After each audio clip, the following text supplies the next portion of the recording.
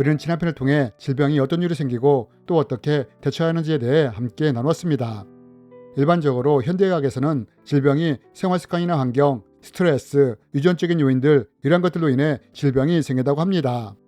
하지만 성경은 이뿐 아니라 다른 이유로도 질병이 생길 수 있다고 말을 합니다. 즉 생활습관이나 환경, 스트레스, 유전적인 요인으로도 병이 생길 수 있지만 성경은 이뿐 아니라 죄로 인해 또는 악한 영에 의해서도 병이 생길 수 있다고 분명히 말하고 있다는 것입니다. 여러분, 우리는 이것을 성경을 통해 볼 수 있지 않습니까? 예수님이 베데스다 못에 있던 38년 된 병자를 고쳐주시면서 뭐라고 당부를 하셨습니까? 병이 나았으니 더 심한 것이 생기지 않게 다시는 죄를 범하지 말라고 말씀하시지 않았습니까? 이렇듯 성경은 죄가 질병을 일으킬 수 있다고 분명하게 말을 하고 있다는 것입니다. 또한 성경은 질병이 죄뿐만 아니라 악한 영에 의해서도 생길 수 있다고 말을 합니다. 마가복음 9장에 보면 간질병을 앓는 아이의 이야기가 나오는데 성경은 이 아이의 병이 어떻게 해서 생겼다고 말을 합니까? 그 병이 아이를 잡은 귀신 때문에 생겼다고 말을 하지 않습니까? 그리고 18년 동안이나 등이 고부라진 여자의 병도 귀신 때문에 생겼다고 말을 하지 않습니까? 이렇듯 성경은 우리의 질병이 생활습관이나 환경, 스트레스, 유전적인 요인으로 인해 병이 생길 수 있지만 또한 죄나 악한 영에 의해서도 생길 수 있다고 분명하게 말을 한다는 것입니다. 그렇다면 여러분, 이러한 다양한 이유들로 인해 병이 생길 수 있는데 이럴 때 우리는 이에 대해 어떻게 대처하며 치료를 해야 할까요? 이번 시간에는 크리스천의 질병에 대한 대처법 두 번째 시간으로 죄로 인해 악한 영으로 인해 질병이 생길 때 이럴 때 어떻게 대처해야 하는지에 대해 함께 나누기 원합니다. 우리는 이미 지난 편을 통해서 질병이 생활습관이나 환경, 과도한 스트레스 때문에 생겼을 때 이럴 때는 어떻게 대처하는지에 대해 함께 나누었습니다. 그래서 이번 시간에는 생활습관이나 환경, 스트레스로 인한 질병이 아니라 이것이 죄나 악한 영에 의해 병이 생기게 되었을 때 이럴 때 우리가 어떻게 대처해야 하는지에 대해 말씀을 드리기 원합니다. 우리는 먼저 죄 때문에 병이 생길 수 있다는 것을 알아야 합니다. 즉 우리가 하나님 앞에 거룩하지 못한 것이나 죄의 영향력 아래 있을 때 이로 인해 질병이 생길 수 있다는 것을 알아야 한다는 것입니다. 예를 들어 우리가 성적으로 문란할 때 이로 인해 질병이 생길 수 있다는 것입니다. 동성애나 성적인 문란함으로 인해 많은 질병들이 생기지 않습니까? 때로는 중독에 의해서도 질병이 생길 수 있습니다. 다양한 중독들이 있는데 예를 들어 술이나 담배에 우리가 중독될 때 질병이 생길 수 있다는 것을 잘 알고 있지 않습니까?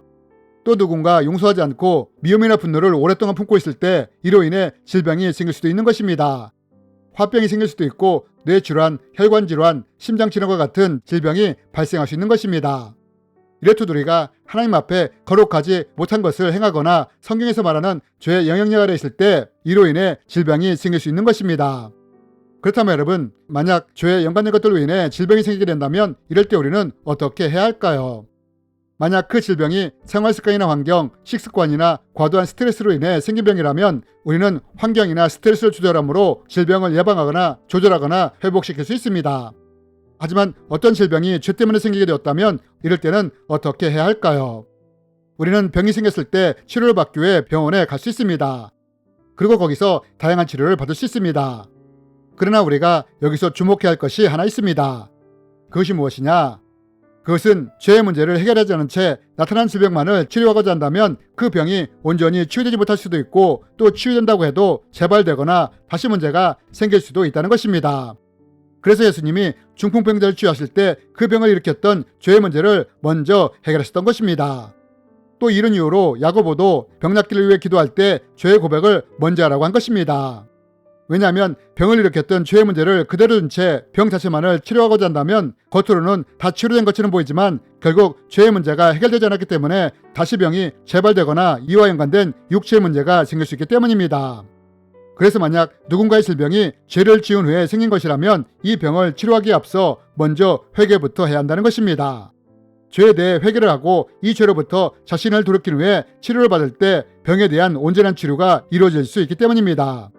이때 그 사람은 의사를 통해 치료를 받을 수 있고 때로는 사역자의 기도를 통해 치유를 받을 수도 있는 것입니다. 이것이 바로 누군가 죄로 인해 질병이 생겼을 때 치유하는 방법인 것입니다.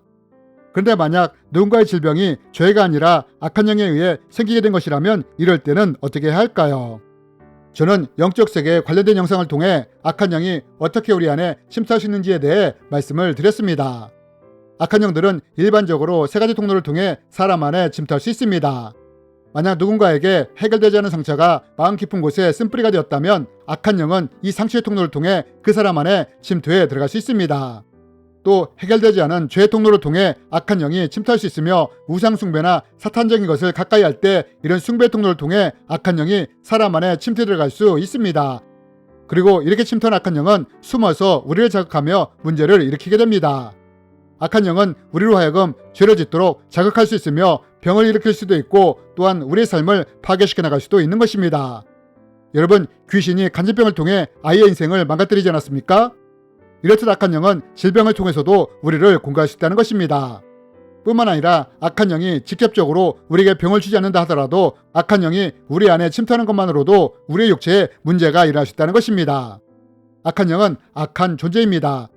그러므로 이런 악한 존재가 우리 안에 침투하여 오래 머물게 된다면 이로 인해 우리의 육체에 문제가 발생할 수 있는 것입니다. 그럼 만약 우리 안에 어떤 질병이 생겼을 때 이것이 악한 영에 의한 것인지 아닌지를 어떻게 분별할 수 있을까요? 제가 사역을 하면서 경험한 것을 토대로 말씀을 드리면 만약 누군가 악한 영에 의해 질병이 생기게 되었다면 보통 이러한 질병은 원인을 찾지 못하는 경우가 많습니다.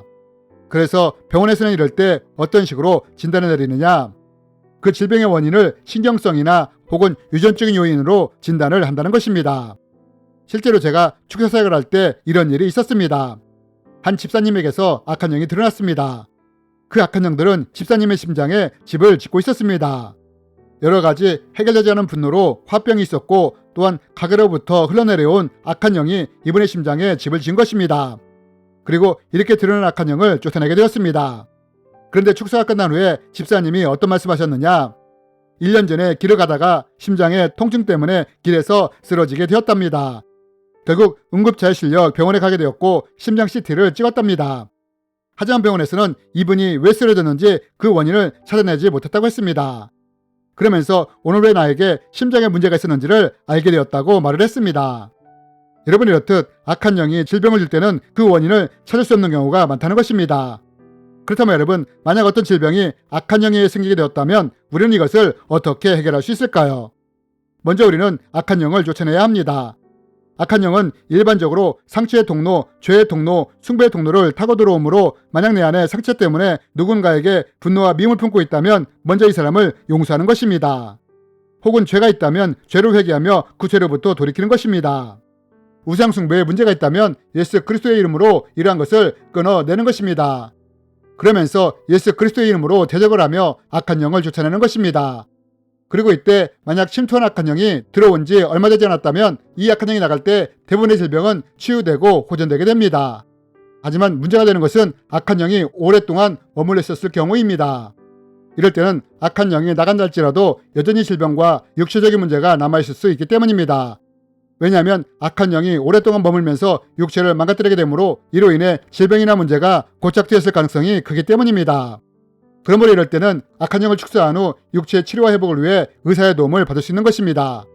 또한 이럴 때는 사역들을 통해 기도로 도움을 받는다면 더 효과적인 치유를 경험할 수 있게 되는 것입니다.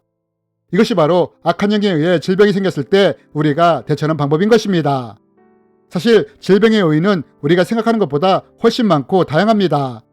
그러나 질병을 일으키는 주된 몇 가지를 말씀드린다면 생활습관이나 환경에 의해 질병이 생길 수 있고 과도한 스트레스나 유전적인 요인에 의해서도 또한 죄나 악한 영에 의해서도 질병이 생길 수 있다는 것입니다.